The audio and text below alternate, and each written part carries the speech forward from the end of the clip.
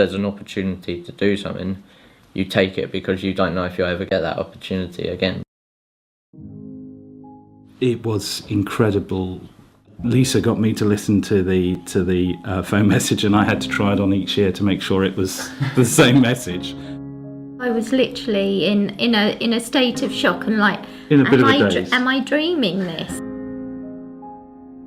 James was born with his condition, which is something called bilateral dysplastic kidneys, which meant his kidneys didn't grow in the womb.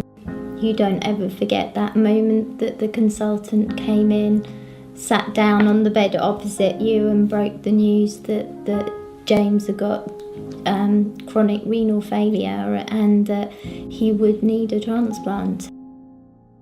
You almost stop breathing in a way. You take a deep breath in and you probably don't let it out for a very long time.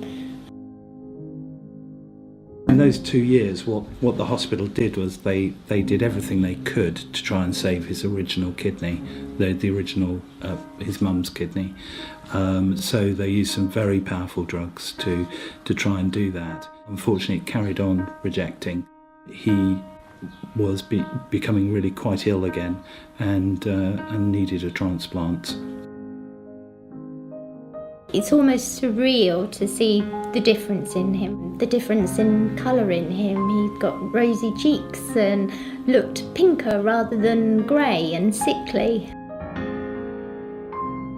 You want to feel like any other normal person, and the British Transplant Games and the World Games are the best way to do that because everyone's the same, and organ donor families, like, they get invited to see what their deceased, unfortunately, has done to someone and how it's changed their lives.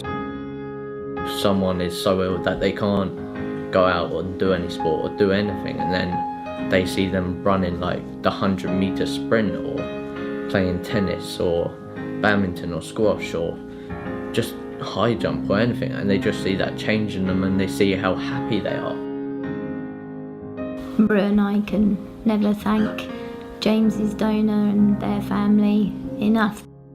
It's the fact that somebody has died and has given him a second chance. They did something that is such a selfless act, and yet gave James back to us as a healthy young man.